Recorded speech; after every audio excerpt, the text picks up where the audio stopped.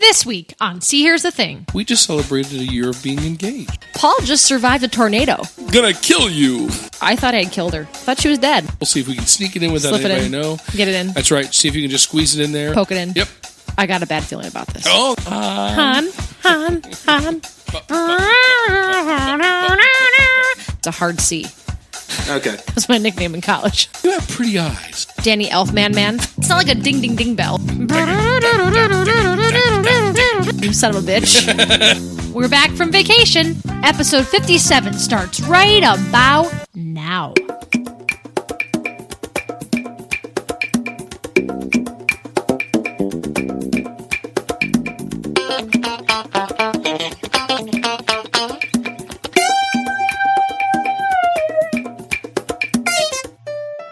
And welcome back to another episode of See Here's the Thing. Low energy welcome back. I was trying for an NPR introduction. I was thinking about this in the shower this morning. I was Nailed it. I introduced the episode pretty much the same way every time. And I thought we should start with a musical number. We should start we tried the high octane once. Yeah, we tried that once. That did not work. Sure. So I was just like, welcome back to another episode of See Here's the Thing. This is the podcast where pop culture I'm bored already. Stop and humor collide. We will be with you for the next 39 minutes. Oh my God, stop it. Sit back, relax, and enjoy the show. Anyway, Yeah. Patrick, how are you? I'm doing well. How are you? I'm fantastic. You know- Actually, I'm not fantastic. Why aren't you fantastic? I'm a little sad Why are you sad? because we just had an awesome vacation and we're back now. Yeah, I get a little let down after I'm that. a little... But you know what? Why you blue. should be incredibly happy? Why is that? We just celebrated a year of being engaged. Oh, we did, didn't we? Together. That was you. That was I me. forgot. I was the one that did that. Oh, yeah. Yeah, so we have been... So happy anniversary. Happy engagement-versary. Yeah, which I hope to God we don't have to celebrate every single year. Oh, we do. Along with the wedding rehearsal, the wedding ceremony. Exhausting. But before we get into that, Okay. we did just spend a wonderful week in Florida. We were at Disney World and Universal Studios. Yes, we were. And we saw a lot. Yeah. We experienced a lot. Touched a lot of things. Specifically, the new Pandora Land Wonderful. at Disney's Animal Kingdom. If you have never been to Disney World, and you have never been to Animal Kingdom, obviously, you need to go on the Flight of Passage ride. It 10 is out of 10 would recommend. 10 out of 10 would recommend. It was awesome. It's a 3D ride, but you're riding like your own personal jet ski, and you're flying on a banshee, which is like a big winged creature from Avatar, and it smells. It's The water. doesn't smell like it. Well, no, you smell like beach and stuff like that. But oh my god, it was so cool. I cried. So cool. I cry on rides I like So a cool. lot. But anyway, we're going to talk a little bit more about that. But Excellent. first of all, Uh-huh. there's somebody else in the room. There is? Yeah, you may have heard Is him. it Emmanuel? You may have heard him chuckle. Okay. He had just a little chuckle just back then. Okay. We have today Paul Combs from the C&C Geekcast. Hi, Paul. Hey guys, How's it going? it's great actually. I'm so excited to be a part of this wonderful show. Woohoo! We're happy to have you here. And fun note, listeners, Paul just survived a tornado. Kinda, sort of. Kinda. That may be a slight exaggeration. Paul, in my mind, you are a tornado survivor. That's right. Storm chaser He is a storm chaser. from his basement. Despite the winds outside, he is still podcasting right now. That is the bless level of commitment he has for podcasting. Where in the world are you located there, Paul? A little town outside of Atlanta, Georgia. So you are experiencing right now, what is it, Tropical Storm Sydney? No, what is it called? I'm actually not sure. One of those tropical storms. Yeah. So I know it has a name. I can't remember what it is. But so you I can't remember the name though. You I are can't. surviving right now. Tell us about your podcast. Tell us what you do. Well, my friend and I just like to take one movie at a time and just talk about why we love it, or just give a short review. Our podcast is about 30 minutes, so it's easily digestible. We just break it down, break down the plot, break down the characters, break down everything. It's fantastic. And how long have you been podcasting? Well, coming up on a year, August 1st. Oh, wow, So I'm congratulations. kind of excited about that one. So what was your last podcast? What movie did you tear apart? I can answer that one. Can you? Yes, I can. He did The Mummy. Oh, the Yeah. new one? No. No, let's not talk about that mess. No, okay. The I actually old one. had no desire to watch the new one. I'm not a Tom Cruise fan, and the trailers just didn't look good. No, it's actually funny because when we were in Universal, one of our favorite rides is the Mummy ride. And it's so dated now. I mean, it was like, what, 1999? Mm-hmm. But it's still one of our favorite rides there. That's a great ride. It's a great ride. And Brendan Fraser's in it, and he's corny as ever. Do you know who loves that ride? Who loves that ride? Judy Amatuza. My mother. No, she hates that ride. Fun fact, my mother was a trooper last year when we took her to Universal and Disney. She rode almost every ride, including the Mummy. My mother hates roller coasters, and the Mummy is kind of a roller coaster. So at one point during the ride, her head, slammed over onto my shoulder. I thought I had killed her. Thought she was dead. She wasn't dead. She survived.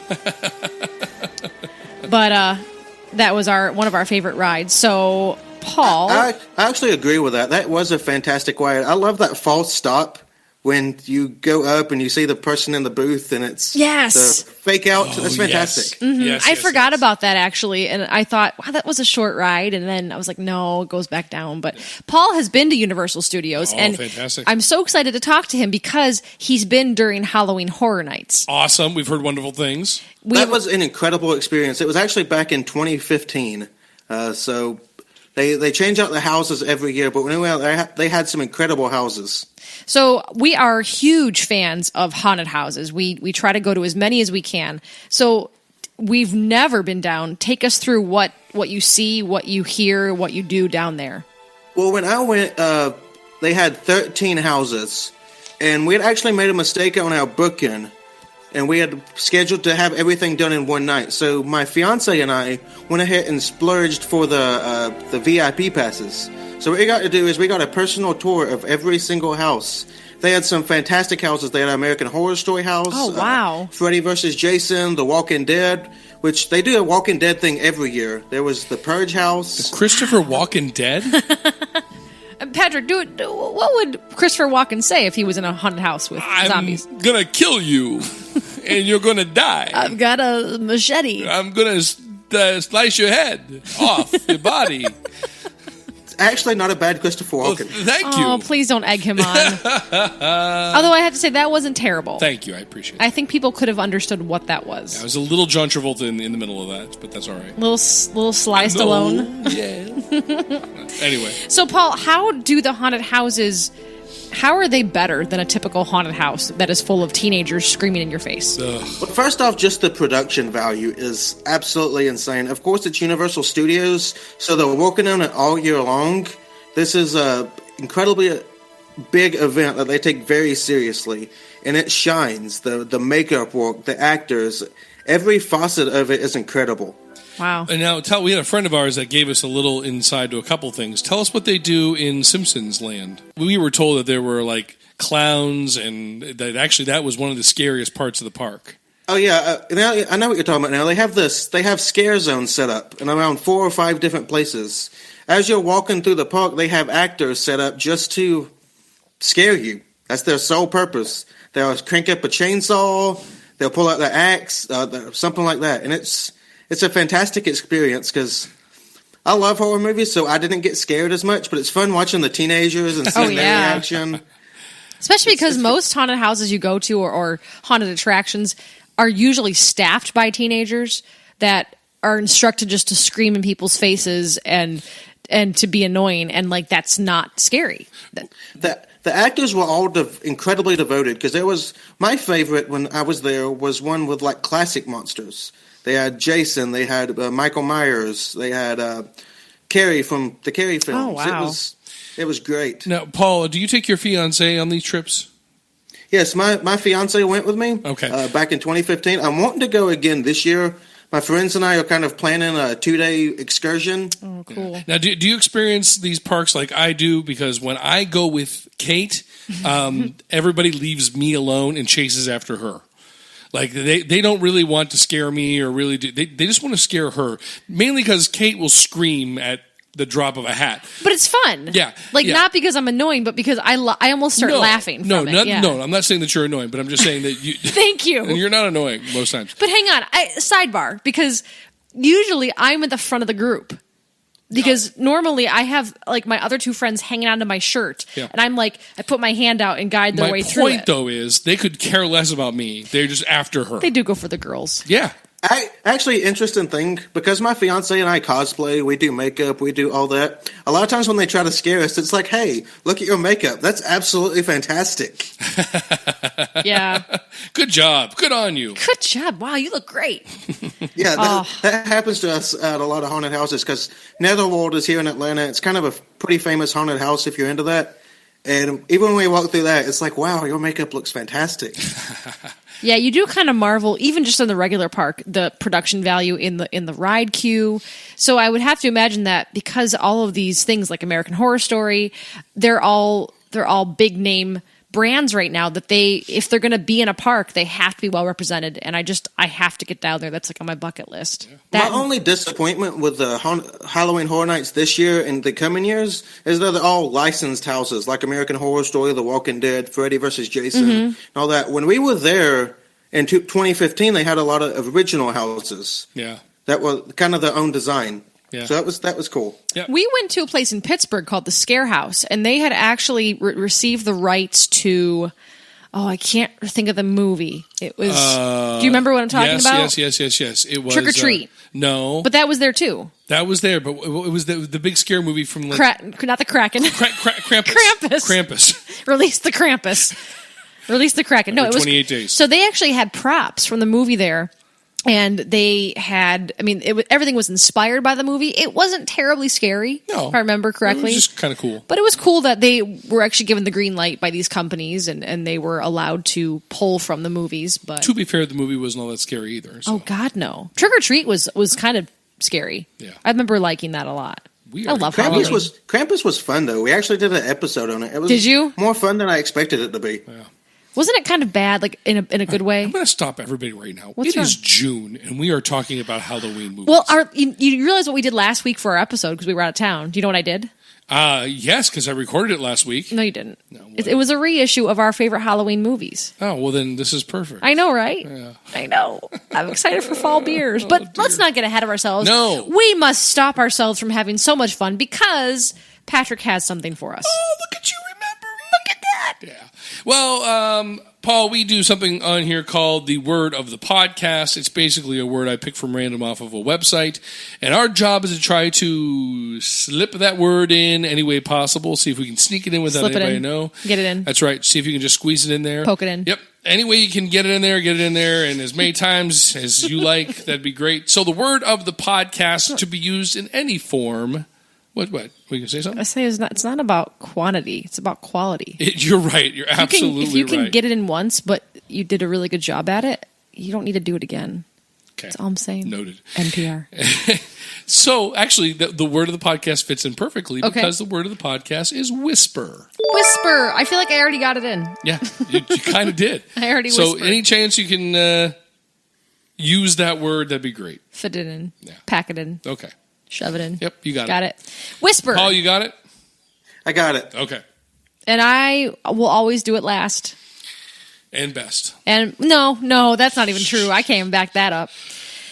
Well, gentlemen, let's talk about some of the news clips from the week. We had a week full of news clips surrounding the Star Wars universe, which is not anything new. That's something that we've said time and time again on this podcast. But the one that's probably at the forefront of everyone's minds is the new Han Solo film lost its two directors and then gained a new director. So Phil Lord and Chris Miller were the original directors. And I didn't even know this, but apparently the film was almost done shooting. 3/4. Yeah, they had weeks left.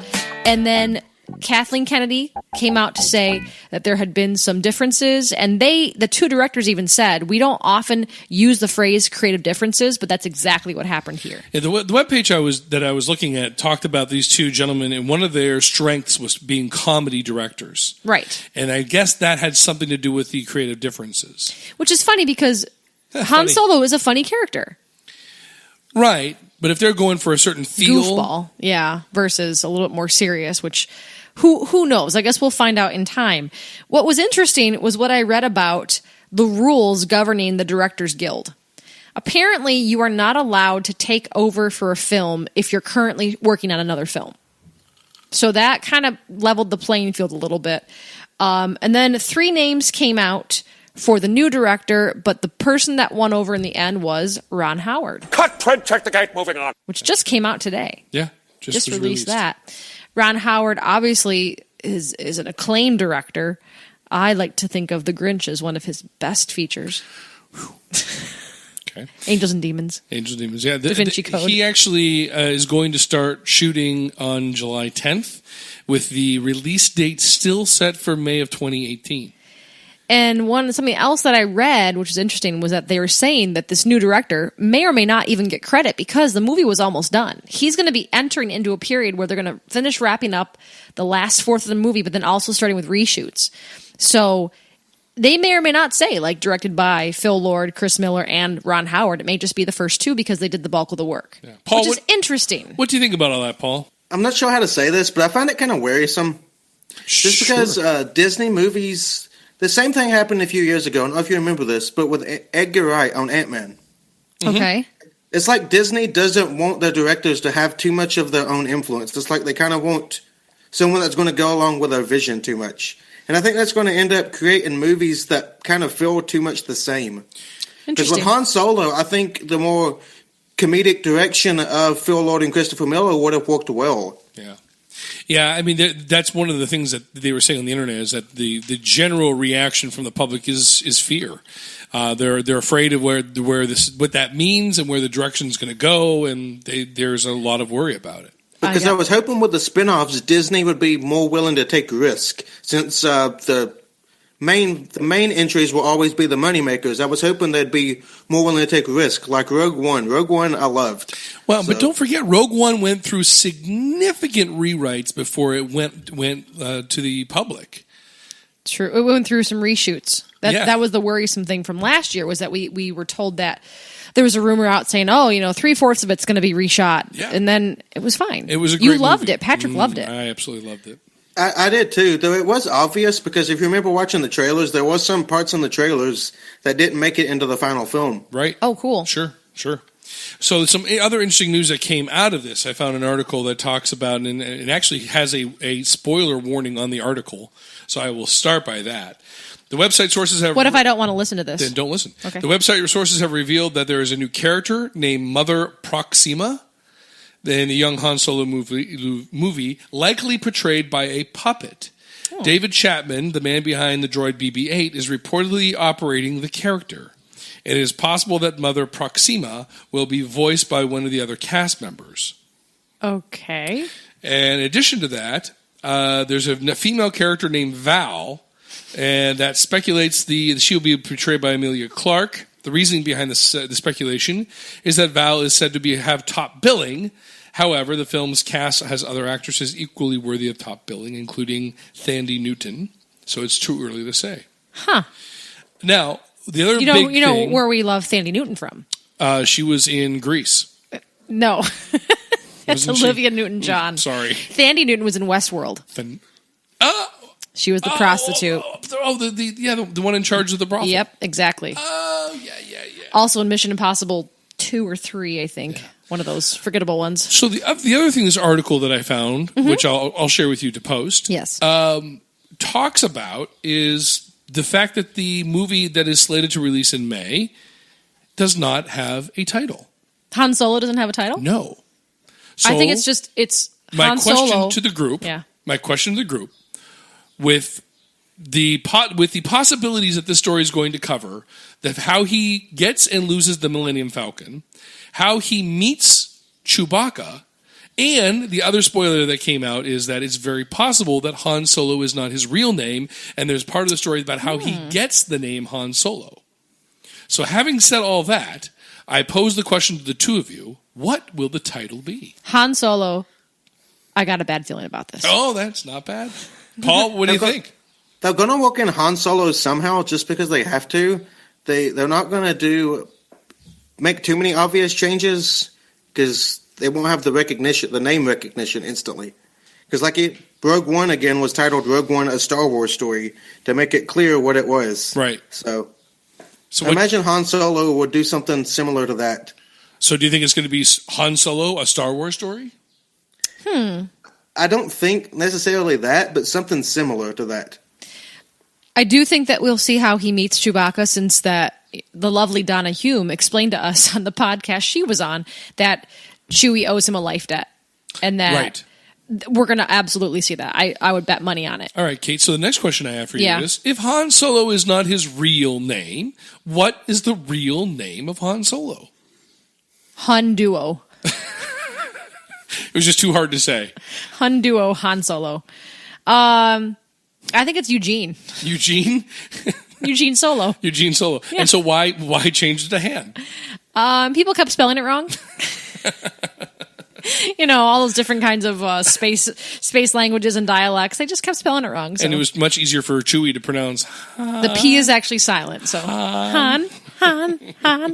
What is that? Oh, that's bad lip reading. Bad lip reading. We love bad lip reading.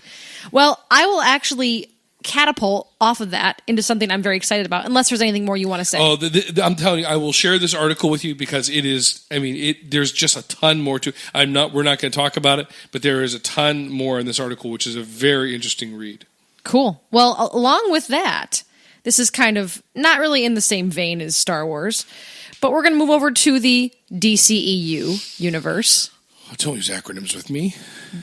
DC, it's the DC Extended Universe. What's DC? I don't know. What is DC? Paul, do you know what DC means?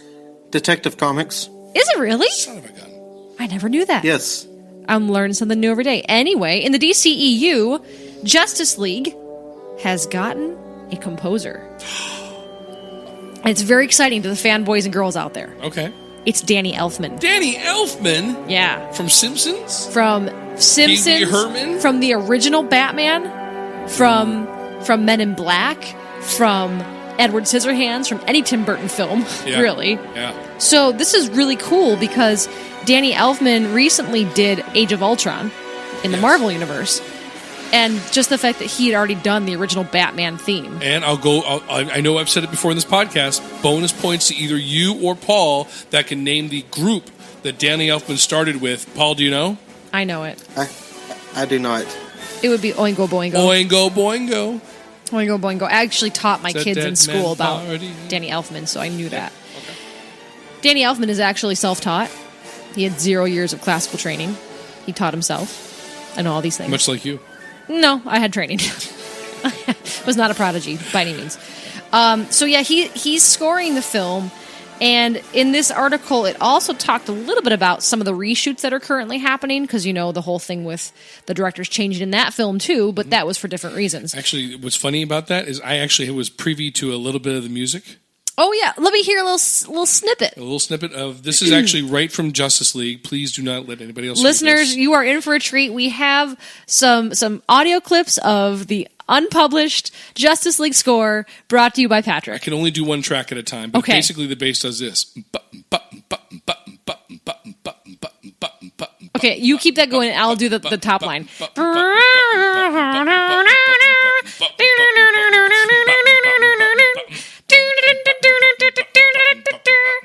There it is. That's it. That's the new Danny Elfman score. Please don't tell anybody. It's still under wraps. Yeah, it's very, very... We had that sent to us by an insider in Hollywood. But along with the article, it also says that we are going to be seeing more of Gotham in Justice League. Didn't we see a lot of it in Batman v Superman? Yeah. Or was that was that Metropolis? I don't even know. Who cares? We saw a lot of the farmhouse, too. Mm-hmm. Martha. A lot of Martha. Martha. Well, Paul, how do you feel about Danny Elfman? Are you a fan? I'm a huge fan of Danny Elfman, especially since he created the iconic Batman score. Sure.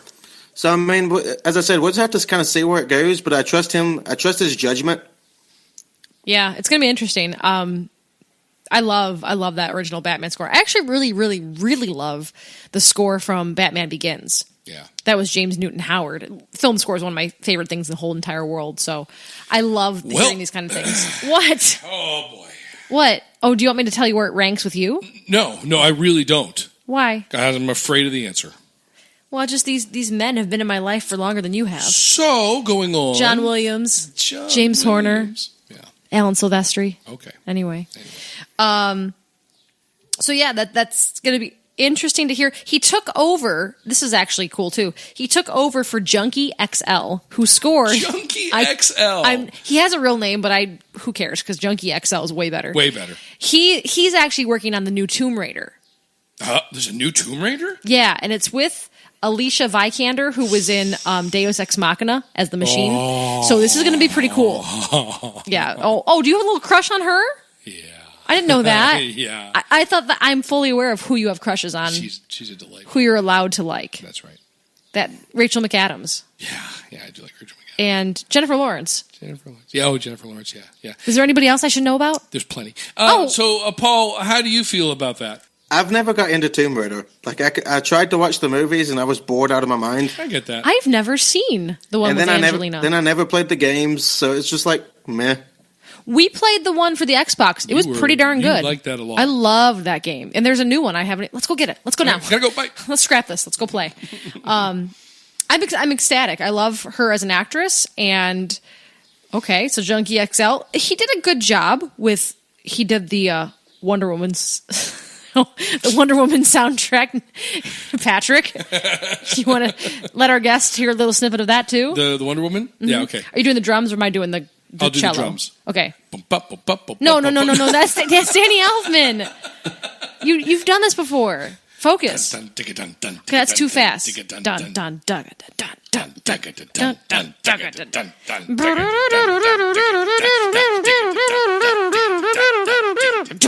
That was very good. Yeah, thanks. That sounded just like it. Yeah. Sure. Put it in, see if we're on the right key. You know what? YouTube is going to flag us because it sounds like copyright content.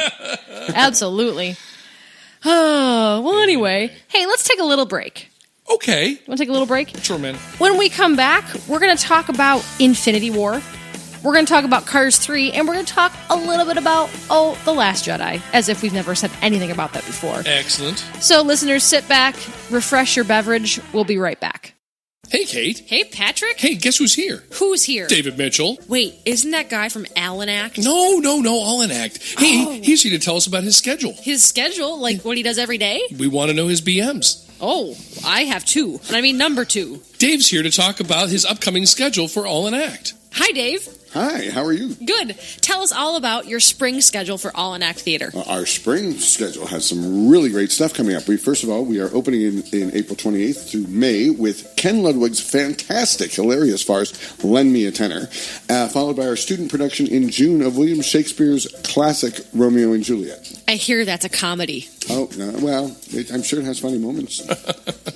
What else are you guys doing? Oh, well, we're following that up in September, October with Sleuth, followed by The Crucible by Arthur Miller, and we're ending the year with Ray Cooney's hilarious farce, Tom, Dick, and Harry. If anybody wanted to go find out more information about Allen Act or the upcoming productions, where might they go? Oh, you might go to www.allanact.net. Not Allen's Act, Allanact, ALLANACT.net. Allen Act Theater is located at 652 West 17th Street in Erie, Pennsylvania. $1 of every admission is donated to Community Shelter Services and helps Erie's homeless. We are located at 652 West 17th Street, Erie, PA. You can also get us at allanact.net. To date, we have raised over $39,000 for Erie's homeless. That's fantastic. You can also find Allen Act on Facebook, Twitter, and Instagram. And they are also proud sponsors of See Here's the Thing. Erie's best entertainment value. Theater lives here. Hey everybody, this is Steven. And this is Chris. And we're the hosts of the brand new podcast, Is This Adulting? Every week, we're going to sit down to have a discussion about life, culture, our own mental health struggles, and just about anything you can think of. Have you ever wondered which breakfast cereal's the best? Or how to help your friends who are dealing with mental illness? Or why waterbeds were a thing? If you answered yes to any of these questions, then have we got a show for you. And remember, kids, be happy, stay healthy, and go hug someone. Because you never know. They might just be starting a podcast. Hey, my name's Paul, and I'm not an animal expert. I'm Donna, and I'm not an animal expert either. And together we do a podcast about animals called Varmints. Every week we pick an animal, do a bunch of research on it, and bring you some interesting facts about that animal. But we don't stop there. We talk about that animal in movies, TV, and other pop culture. And we talk about whether or not that animal would make a tasty dish, and how intelligent we think it is on the scale of 1 to 10. It's exactly like one of those fancy PBS nature documentaries. Except with more poo jokes. New episodes go live every Thursday wherever you find your favorite podcasts. Or you can visit us at blazingcariboustudios.com. Varmints! Varmints!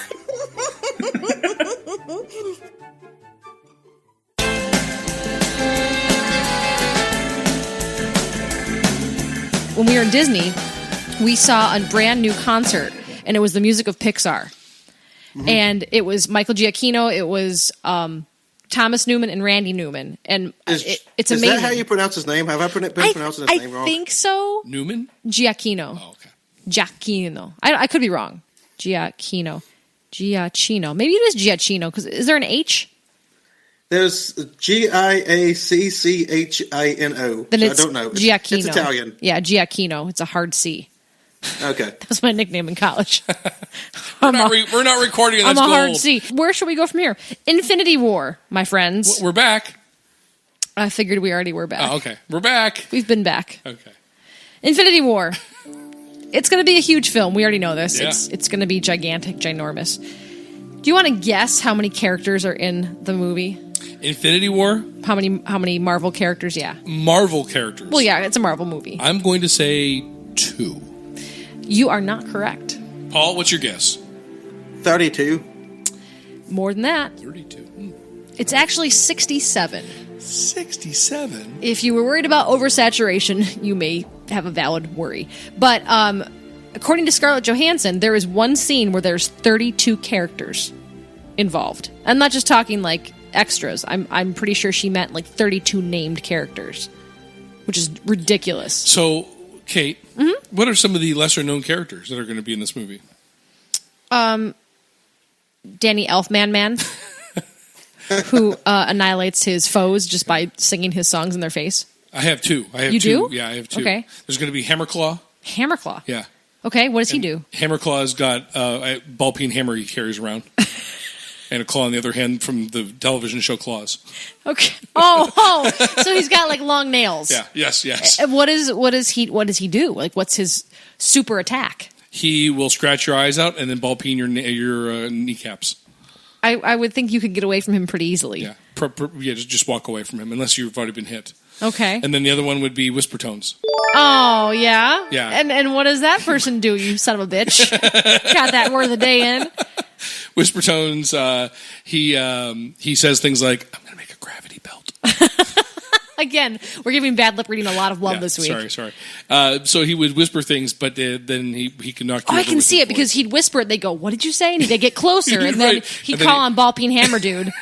Or what's his Claws. name? Hammer Claws. Hammer Claws. Hammer Time. Yes. That's the fourth character.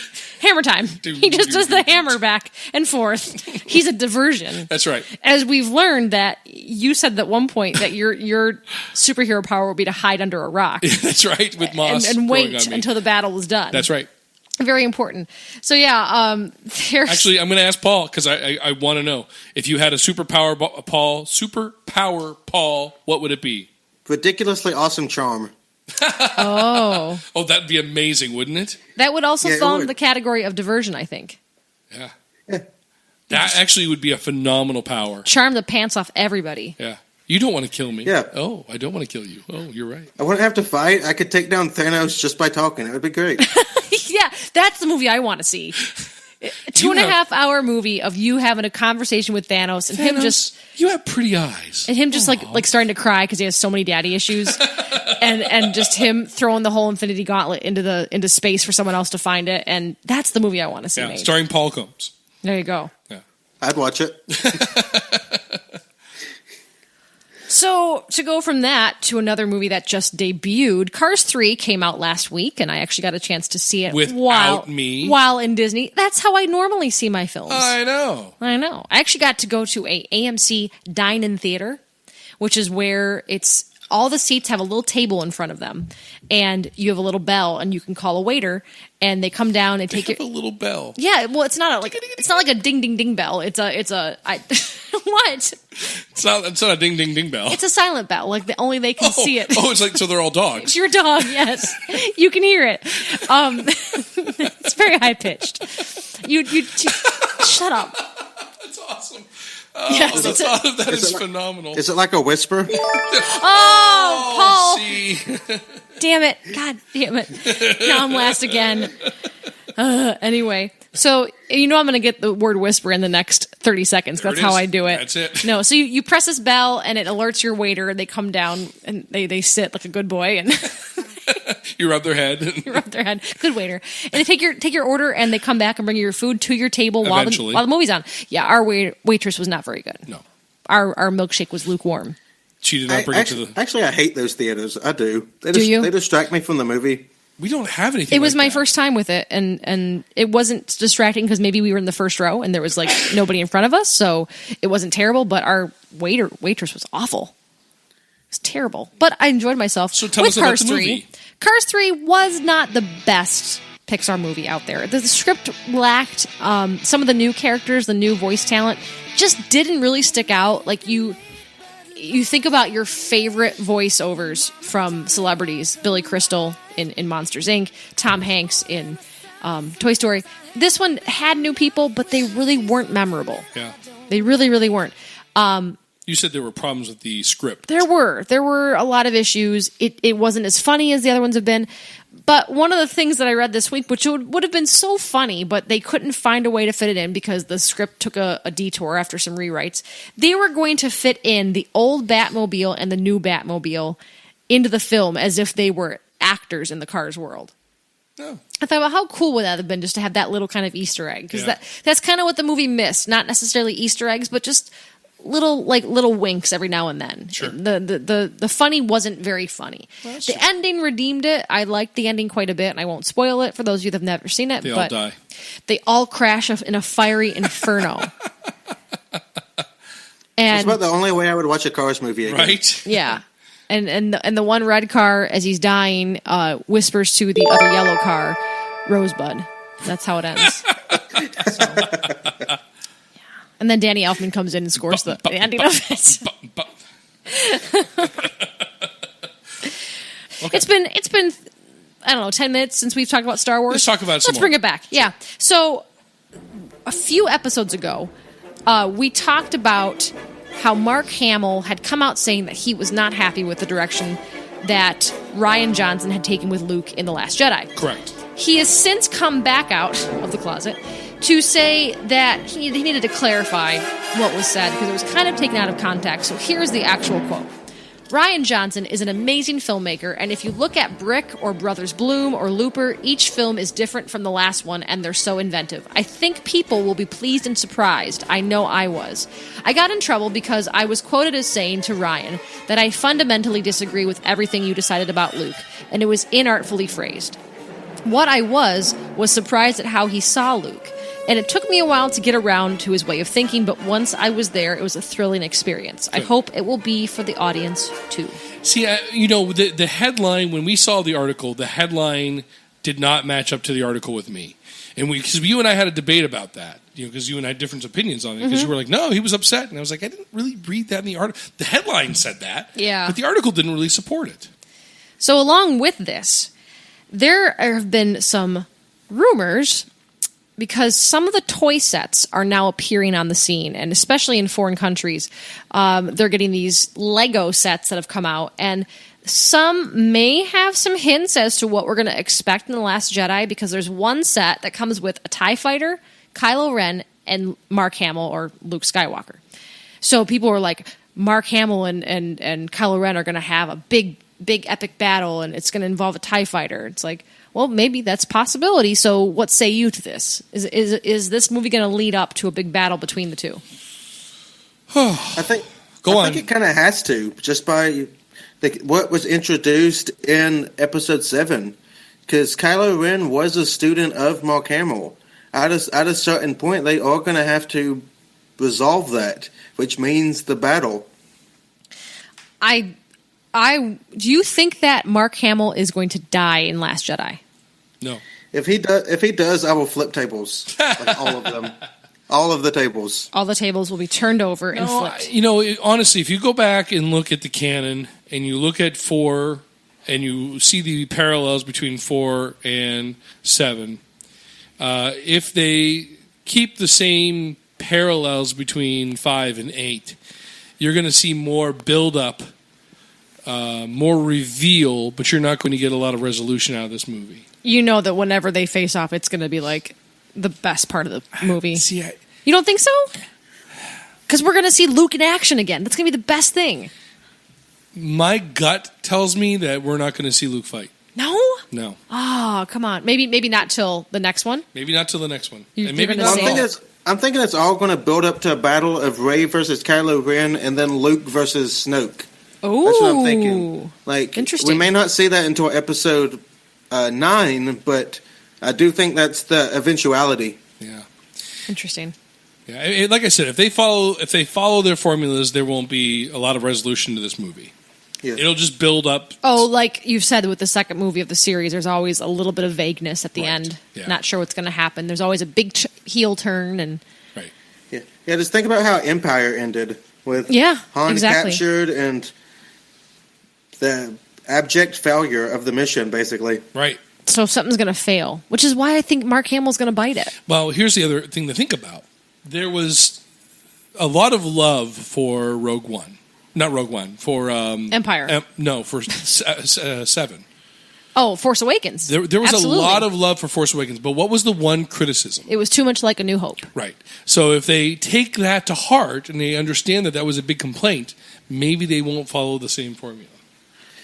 But that's an inherent issue of trilogies. Is in the second issue, nothing's ever resolved. Correct. So I mean, yeah, it's going to be interesting. I'll be very excited. I stand by my original feeling is that Luke is going to be part of the middle. He is not going to be part of the good side or the dark side. I think he's going to find the middle of the Force. Interesting. well, I think the good side and the dark side are going to kind of be revamped in the movie anyway. I don't want to talk too much about my own personal theories, but I just think our thoughts on the Jedi and the Sith are going to remarkably change in the coming film. I agree. Interesting. Well, let's detour a little bit from the world of movies. Let's go into TV just for a brief second, just to kind of say, hey, everybody, 4 weeks to go until Game of Thrones. And actually, before we dive into that, I'm going to segue for you. You're going to segue? I'm going to segue. Why? Because in the Han Solo movie, Emilia Clarke, who is in Game of Thrones, is also in it. And in the article that I have, it says that she is even more tight-lipped. About Game of Thrones? She has said, no, about Han Solo movie. Oh, okay. And she has said, like, you know how I am about Game of Thrones? I'm 10 times more about this movie. Like, I don't talk about, and I've been, like, it's the fear of God has been put in us. Well, it's the fear of Mickey Mouse. Well, Disney will probably literally murder people that talk about their film too soon. Oh, God. So Emilia Clarke will not speak about Game of Thrones or Han Solo. Well, especially because, what was it, Pirates of the Caribbean 5? Someone claimed that they had, like, the early version of it, and we're going to release it. Is that the one with the mermaids? No, that's 4. Okay. So Is that the one with Johnny Depp? So 4 weeks ago until Game of Thrones. 4 weeks to go. To go. Not a go. To go. To go. And then we have 7 episodes? 6, I think. Paul, are you a fan? I am a huge fan. I've Yay. seen every episode at least once. Yep. And I've watched the new trailer probably 20 times. Oh, right. It's Looking so for good. hints and everything. I am a huge fan. Yep. I love how well they've built the universe, because you can pick up any episode and kind of have a feel for what's happening. Yep. Yeah, that's a good point. Yep. I never it's forget. masterful, the universe they've built. Yeah, Yes. I'll never Yes. forget the first time watching that and just being. It felt so much like a movie, and to think that they put that kind of quality into every episode is just phenomenal. Yeah, my biggest fear with the last 2 seasons are the build-up. Because, Oh. we're going to delay the start for Game of Thrones because we need to wait for winter and blah, blah, blah. And I feel like there's just so much, only 2 seasons left. I feel like there's so much build-up that it could crash. Yeah, I don't know, but the next season is what worries me, because a lot of it looks like it's going down this coming season, just based on the trailers. It's like, okay, where do they go from here? Can they keep it interesting, or will it just be a war? Right. Because I don't want to watch just a war for 6 or 7 episodes. Yep. well, I'm excited. What is it, like June 9th or June 7th? Do you remember the date? It's teens, isn't it? In the teens? Maybe. Yeah. Oh yeah, and Patrick actually just pulled something else up today that I saw. Jurassic World, the sequel to Jurassic World, they came out today to say that the subtitle is Fallen Kingdom, which is interesting. What else are they going to pull out of their bag of tricks? I have no idea. They've done the whole there's another island plot line several times. Yeah. So to think of what they're going to do next, I have no idea. Paul, do you even know anything about it? I don't. I'm just meh about the whole Jurassic Park thing. Jurassic World was okay. Like, it did some things, but Chris Pratt is kind of just bland. I don't know. I liked him. You are going to upset a lot of our female listeners if you go down this path, Paul. I'm just telling you right now. He can have his opinion. He can, but man, there's a lot of eye candy and a lot of women are. Well, I mean, I'm not disacknowledging the fact that he is eye candy. I'm just saying he's bland. He's charming. He's just kind of bland. Yeah. I liked him a lot in that movie. I kind of with you. I kind of felt like the movie was okay. I did not like how derpy it was at times and how cheesy some of the humor was, because the first one felt, at least to my 8-year-old self, felt so serious that like these dinosaurs could exist. The first one holds up so much better than the new one, because my friends and I recently did a rewatch, watching them back to back. Oh wow, okay. And the first one is just still fantastic, while the new movie just feels dated already. Yeah, I feel like that the stereotypes in the new one were way too comical, and that the characters in the first one had more of they were more rooted into the ground. They could stand on their own, and these characters were way too. The fact that she had those heels on, was running through the jungle with the heels on. Wig. Come on, and the wig, and same formula with the kids, and blah blah blah. But anyway, interestingly enough, my favorite thing about Jurassic World is kind of dumb. But I love how well they built an amusement park. Because watching Jurassic World, it actually felt like you were at an amusement park. Yeah. Like the midway that they walked through, I was like, holy crap. That is true. Could work. It could work. That's Young Frankenstein. Well, we actually played the Lego version of Jurassic World, and that was so much fun. I love those games, and they really did a good job with Jurassic World. Oh yeah, completely. What do you got there, Patrick? Somebody on the tweet that says Jurassic World, Fallen Kingdom, Life Finds a Way. The first comment is Samuel L. Jackson gif saying, "Hold on to your butts." Hold on to your butts, which he reused in Kong Skull Island. Remember? Yeah. Yep. They had that. I don't like that. I don't like when they blatantly cross-reference another movie that an actor has been in, and it's so obvious. Yeah. I don't like that at all. Yeah. Know what I do like? Tell me. Video games. Go on. Atari. Did you ever play Atari? Oh, God, are you kidding me? No, I'm asking you seriously. Lordy, my family would not buy gaming consoles. Would not. Refused. Why not? We never had the money for them. We never had the money for gaming. I always went to friends' house to play gaming consoles. Aww. With the exception of the Atari 2600. You owned that. We owned that and played. I have somewhere in the world is a photo of my high score on Pitfall, because I had broken some kind of Skyfall? Universal record because I played it for like 20 hours at one point. But you hold a world record. No, but at the time I felt really good about myself. Okay. Anyway, so somewhere in the world that there's that photo, but name a game in Atari and I probably have played it. Pong. Never played it. Really? No, I'm kidding. Well, anyway, you're going to be excited about this one. Atari is going to come out with a new gaming console. Jeez, oh man. So, will the old game still work? We don't know a lot of details yet, but we do know that they tried to do a console called Jaguar in 1993 that didn't work. No. And the only statement from the CEO is that he said, "We're back in the hardware business." Wow. So there you go. I cannot wait to see how they redo Space Invaders. Oh, they should probably will have like a huge narrative to it, and yeah, it'll be not 8-bit. I hope. When they said it, I'm honestly not expecting like a new console. You remember the Nintendo Classic and the success that had? Sure. Yeah. I'm thinking it's going to be more like that. Like, hey, play all these great games in your own home, kind of thing. I don't know. I don't think they can make an announcement like that and not come up with something new. My opinion. Yeah. Well, go ahead, Paul. I'm just skeptical because all the other big properties like Xbox have their exclusives, PlayStation has their exclusives, so they're going to be competing against these established guys. So they have to do something that, well, they can do. And I don't know if they can compete if they build everything from the ground up. Yeah. If they try to create all these new games that everybody's going to want to play versus the Uncharted or versus the Mortal Kombat or versus the Tekken, whatever you want to play. So, yeah, I'm going to be watching that one very carefully with a very careful eye, cynical eye, if it will. Along with that, this is something from my past. Sega has brought retro games back to iOS and Android for free. So they're re-releasing Sonic the Hedgehog, Phantasy Star 2, Comic Zone, Kid Chameleon, and Altered Beast that you can play on iOS and Android. They are all free, but you can remove the in-game ads for a measly $2.50. Sonic Dash. There it is. Sonic Dash, that's not necessarily the game, though. Sonic Dash 2, Sonic Boom. Unless you're able to play all the iterations of Sonic on this new Sega Forever. But did you play Sega games, Paul? I never did. I was always Nintendo, and then once the PlayStation 2 came out, I've been a PlayStation gamer since. Okay. So I never really got into Sonic or anything like that. Patrick was talking about how he had to go to friends' houses.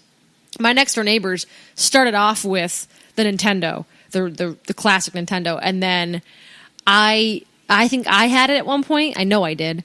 And then I got the Sega, and they went more towards the next Nintendo series. And I had the Sega for a while. So I definitely played Sonic the Hedgehog. And I'm pretty sure Altered Beast was an arcade game that you could just play at any arcade. Played all the Sonic games, Sonic 1, 2, 3, even Sonic Spinball, which was a stupid game, but kind of fun in hindsight. So the fact that these are back on your phone is pretty cool. I actually got a text from my next door neighbor saying, "Oh my God, look at our favorites are back on our phones." And it's just, I love how these retro games are coming back. We pulled out our N64 like a few weeks ago and have been playing Mario 64 and GoldenEye. And I just love that you're seeing a resurgence in these classic games. And I really hope that when Universal makes their Nintendo Land, they do stuff with the older games, because I do feel like that there still is quite a crowd for that. Yeah. I hope that Universal gets away from their tired old routine. Which is a 3D. 3D, put the glasses on, sit in a car, the car is going to bounce around. Well, and that's Jimmy Fallon. The new Jimmy Fallon ride, Race Through New York, is exactly that. Yeah. And I was kind of disappointed because I thought with all the new technology, it felt very much like just the other ones. Yep. Kind of disappointing. Yeah. But oh well. Actually, you know what? I don't know how you feel about this, but do you think that a classic movie could still make a good contemporary ride? I'm trying to think about a movie that could pull it off. Like, think about the classic Batman with Michael Keaton. Yeah. If that had a ride based around it, would it do well? Danny Elfman making the big bucks. I really don't think so. No, I really can't see it. Well, I mean, you think about what Disney is doing with Hollywood Studios. Yeah. They're going to build rides around Star Wars. I mean, there's going to be a Millennium Falcon ride. There's going to be but my fear is it's going to be green screen with 3D glasses, and you're going to be bouncing around in a car. To be fair, though, Disney does not have nearly the volume of those type of rides versus Universal. No, they do not. And they could definitely amp up their park with a few of those, and I'd be fine with it, because I just feel like they need to go above and beyond. Look, they did well with Pandora. Yeah. They exceeded expectations tenfold. So I feel like if they saw how successful that ride was, keep that technology in these new rides. Yeah, I'd rather ride a roller coaster. Well, you can actually do that with some 3D. Did you know that? Yeah. SeaWorld in Orlando has a new roller coaster. Actually, they revamped it. It's called Maku. It's based off the idea of a shark. And the riders ride a roller coaster while they have virtual reality goggles on. Puke. You could puke because of that. I tried that at Six Flags, the Six Flags over Georgia in Atlanta. Oh, yeah? They tried something similar, but the VR isn't quite there yet, so it was so low res, it was just bad. It was awful. Yeah, I'd be That's disappointing. I'd be feared of that. I love roller coasters. Me too. You should go again on vacation. Okay. Let's go right now. Okay. Let's go to Halloween Horror Nights. Right? Well, anyway, Paul, please tell our listeners again where they can find you. Tell us about your podcast. Tell us about where you're at on social media. So just in case our listeners want to tune into a new show, they can. Well, I'm half of the C&C Geekcast. We bill ourselves as the only podcast where two guys with speech impediments talk about movies. It's a great niche. Well, actually, this may sound dumb, but I've always been in speech therapy. I've always had issues with the way I talk, and I got made fun of it kind of constantly. Aw. So this is my way of owning it. It took 30 years, but I'm kind of like, hey, this is my thing. I know I'm not the kind of person that probably should have a podcast, but I want to do this, and I'm going to own my defectiveness, I guess you could say. Wow, I know. Well, there's a couple things you said there that I'm not a big fan of. It's not a defectiveness. It's not at all a defectiveness. I would never call it a defectiveness. It's who you are, and it's what you are, and there's absolutely nothing wrong or unusual about it. You just sound Southern to me. That's not defective. That is accurate. Is that your defectiveness about your speech? Is that you have a Southern accent? And there go all our Southern listeners. Oh crap! Not Ghana. Not Ghana. Not Somalia. Yeah, that is too bad that you got made fun of. That really is, because it is not. That's not the way it should be. But it's also fun because my partner Joseph and I, I've watched a ton of movies with a guy, and we used to always come out of the theater and we would talk about, hey, what did you think of this film? And we would just talk about it for 30, 45 minutes.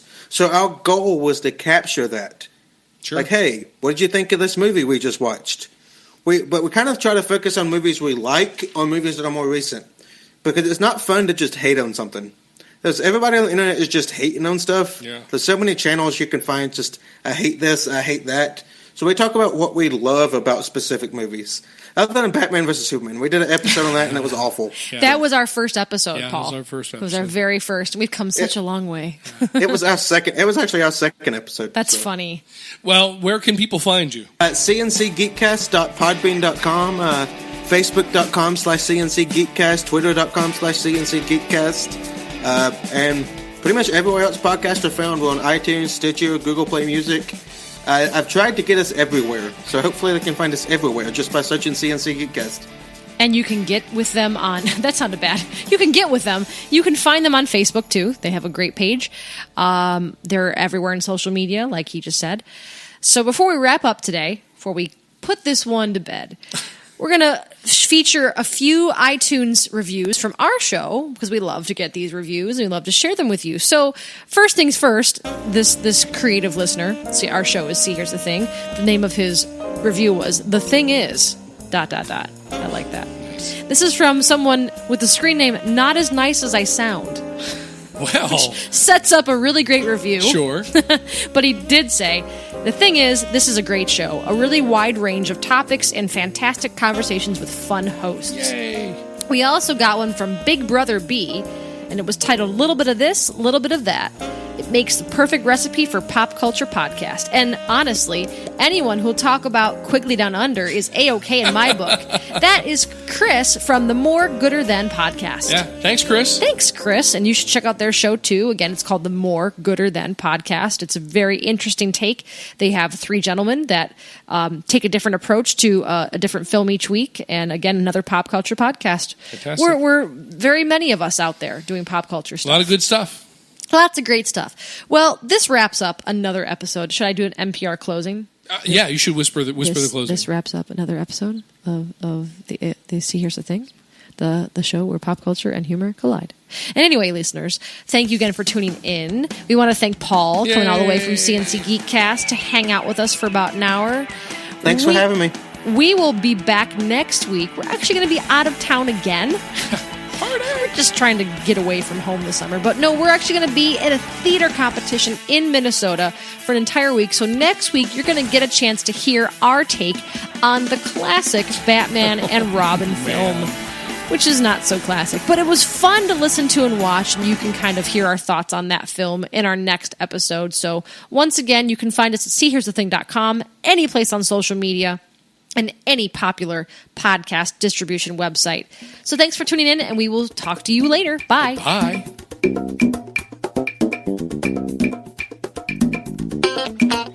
See, Here's the Thing is brought to you by All in Act Theater, Grisey Audiovisual, and our Patreon sponsors TJ, Megan, and Judy.